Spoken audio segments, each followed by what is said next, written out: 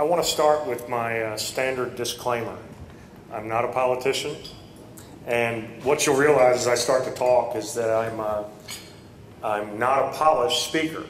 And what you're going to hear is just an average guy, but then again, that's what our country was founded on. Citizens who came from everyday life and went forward and served our country, and in a time of need such as we're in, I think we need a lot more people to come from everyday walks of life and move forward and take up the challenge and go become citizen legislators. And now on to what I'm going to talk about. First, I want to tell you a little bit about myself, and then the main focus of my address tonight is going to be on the two possible directions that our country could take from here.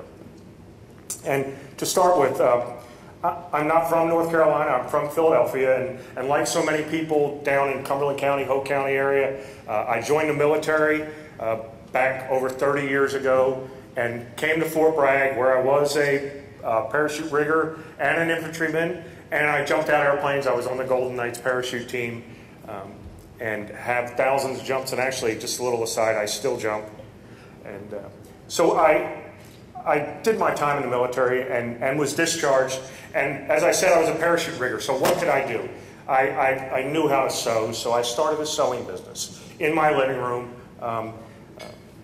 thanks to my wife letting me do it, and started a business in my living room and grew it over many years to where it eventually employed 350 people, and I sold it off in 2006.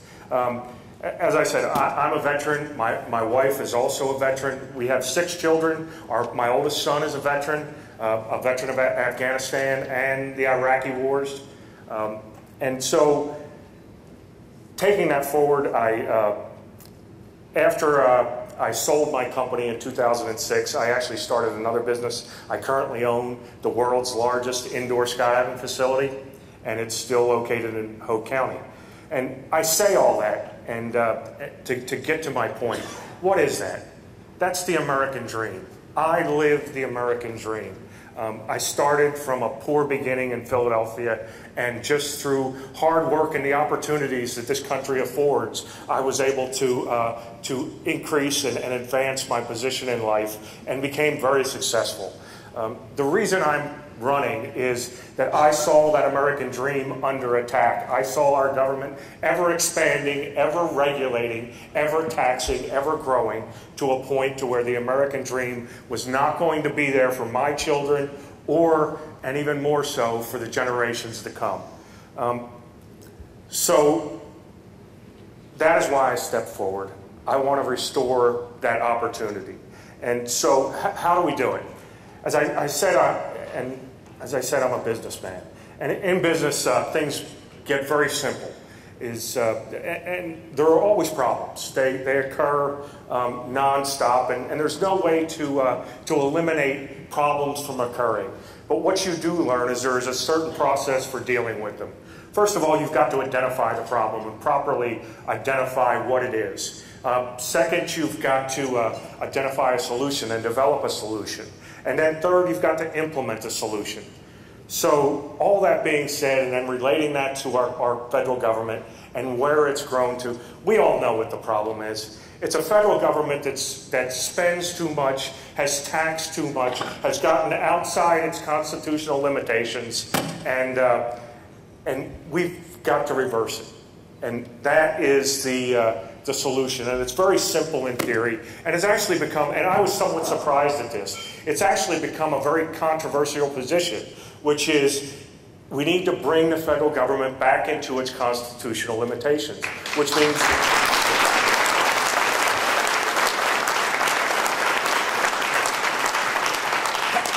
how do we do that? What would that solution look like?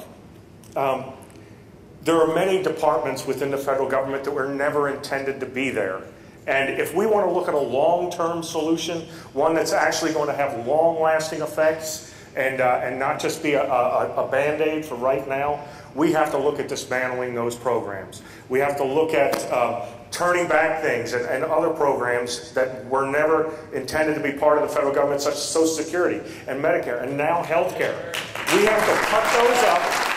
and give them back to the states and let them be administered at a state level right now. And then moving forward, we need to make sure that future generations understand the importance of providing for their own retirement and their own health care. And that's the only way we'll have true security, or they will have true security, is when it's being handled by them and they are taking care of their own needs. Why has that become controversial? That's the question, and I've had to ponder that. And why haven't we dealt with it up until now? And what it boils down to is a problem with leadership.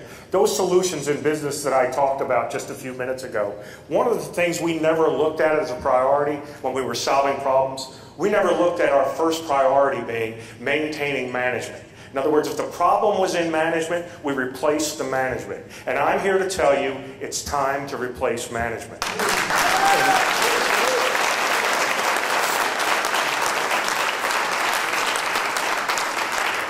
When we look out at the national debt that we have, the deficits that we're running yearly, the long-term unfunded obligations that this nation has that are unsustainable, and so many people have been talking about, we knew those problems were there. Now, the leaders that we've had till this point, the politicians, what they've done is they've led us down the road telling us it could always be fixed with a Band-Aid. We never had to do anything major. We never had to cut. And even though it was talked about on occasion, it was never implemented properly. And we know that because all we ever see is the size of government increasing and the problem getting worse. A true leader would have turned it around. If we would have had true leaders, they would have made the hard decisions. They would have told the people the truth and wouldn't have looked at the political consequences as the only thing that drove them. And we wouldn't be in this position. But instead, what we've had is politicians who have bought their way into power cycle after cycle, and where the inevitable end of that is a catastrophic collapse. And if you don't believe me, I know everyone watches the news. Look at Greece. I thank God that He has allowed us to see our possible future in what has happened in Greece. And so we've got to turn it around.